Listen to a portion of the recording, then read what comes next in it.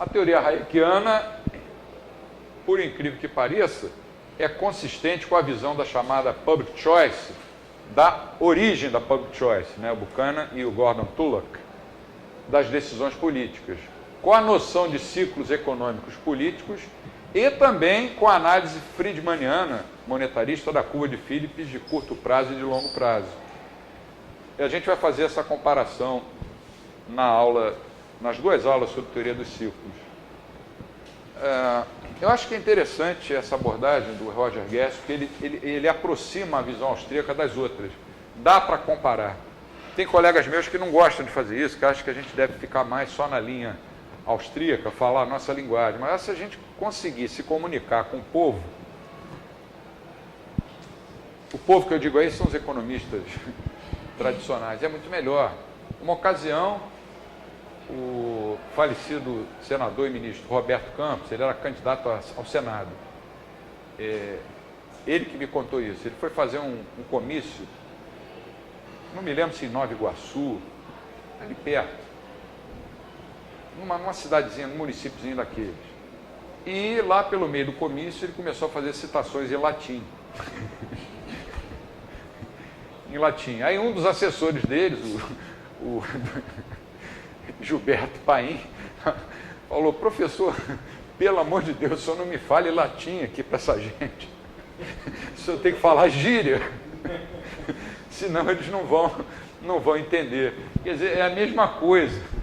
Não adianta a gente ficar falando só sobre a teoria austríaca se as pessoas querem ouvir a gíria macroeconômica. A gente tem que se aproximar das pessoas para depois trazer ela, tentar trazer pelo menos alguns para o nosso lado, né? Você imagina um comício em praça pública, ele com aquelas citações em latim, em grego. E ele contava isso rindo. Ele contava isso rindo. Alguns desenvolvimentos na mainstream. Isso é interessante.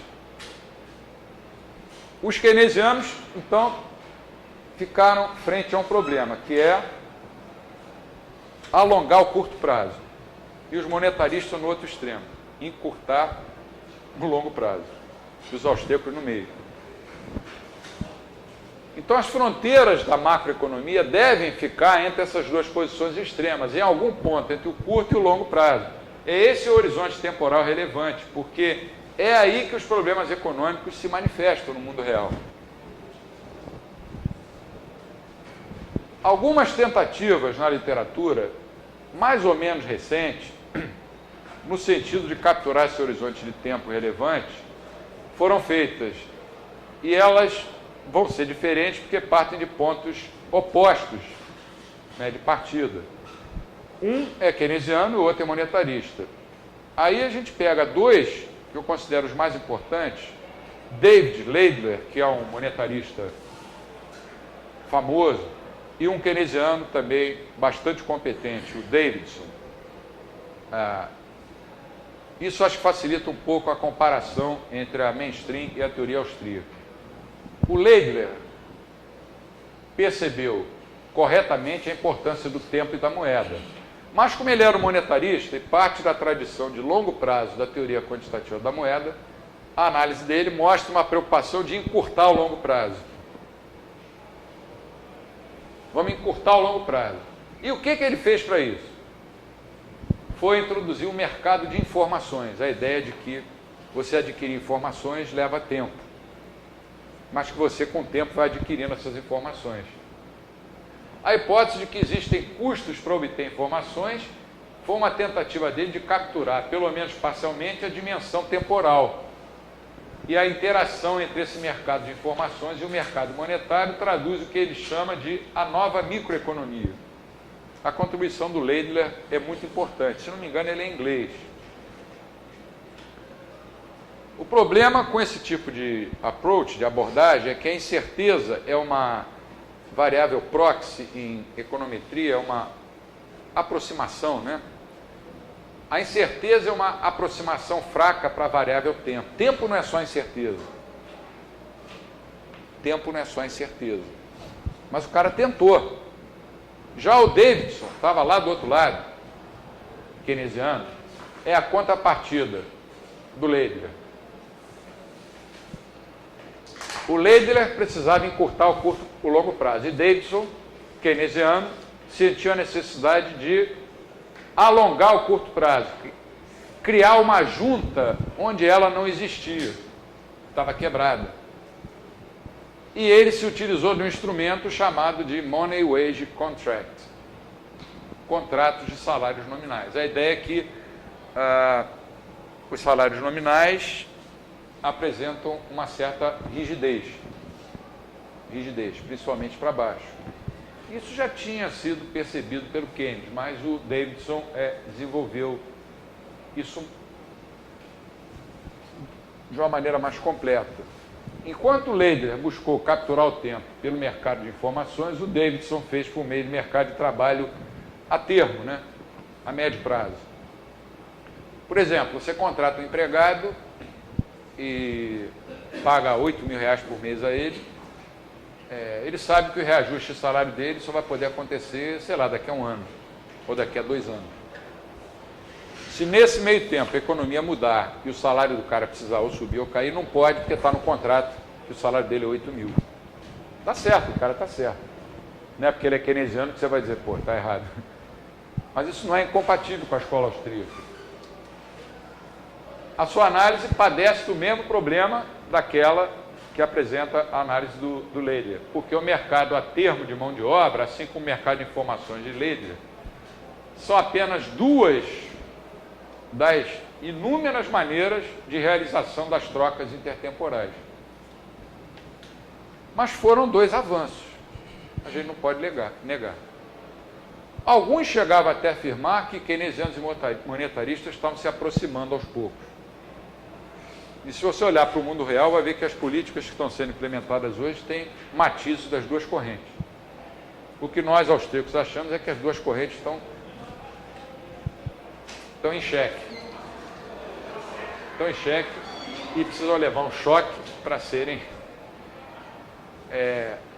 como é que eu vou dizer? Se fosse no Brasil, eu dizia abrasileirar. Na Áustria, eu diria o quê? Austriarizar, não? Não sei, vocês entenderam. Tornar essas visões mais austríacas. Você devia saber, porque seu pai é austríaco. Embora essas tentativas representem esforços para incorporar as relações entre tempo e moeda, elas são incompletas, porque as 2 carecem de... Aí volta aquele mesmo tema. As 2 carecem de uma teoria do capital. O que é uma teoria do capital? É uma teoria geral a respeito da natureza das relações intertemporais que caracterizam a economia de mercado e de como essas relações podem ser afetadas por mudanças paramétricas ou da política econômica.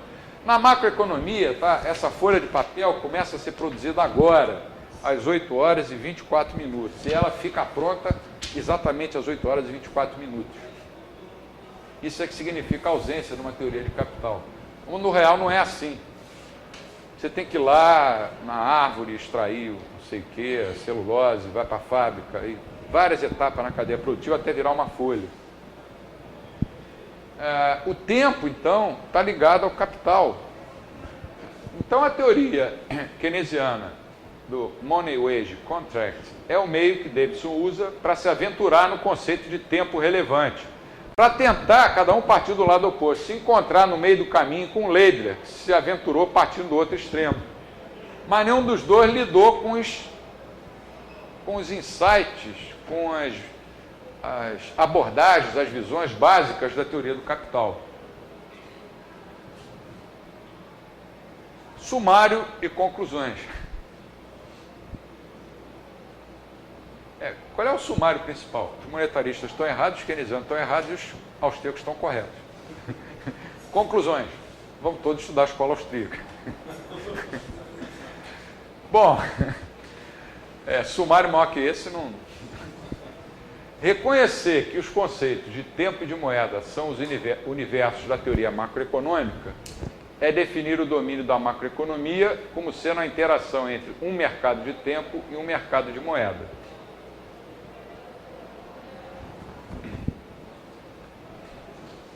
Essa concepção da macroeconomia permite fazer o que nós tentamos fazer aqui hoje, comparar as visões da mainstream e mostrar como elas lidam indiretamente com o elemento tempo. Por que indiretamente? Porque elas não incorporam uma teoria do capital. Por pior que fosse essa teoria, ela teria que existir uma teoria do capital, ou keynesiana ou monetarista.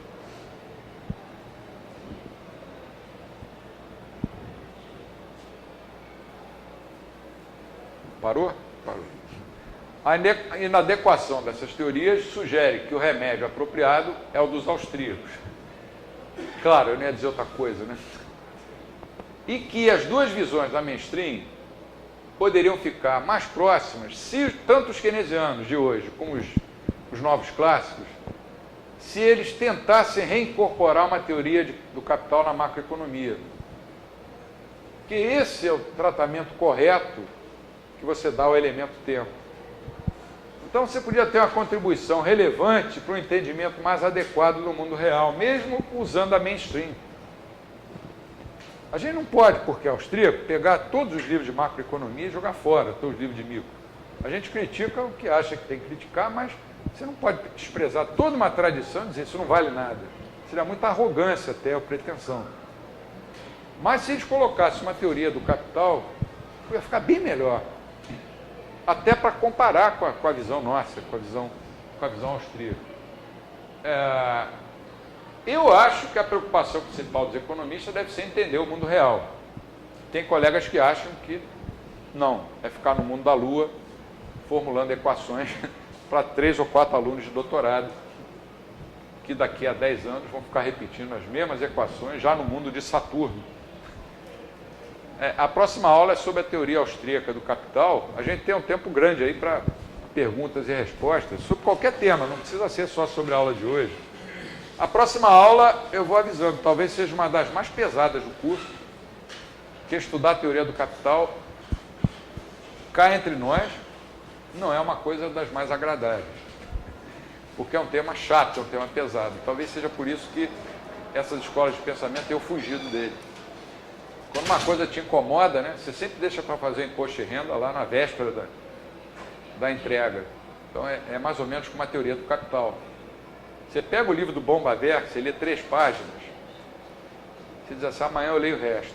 Aí amanhã você olha para o livro assim, tipo, tem outra coisa melhor para fazer, amanhã eu leio. Então vamos lá, estou aqui para atender as demandas individuais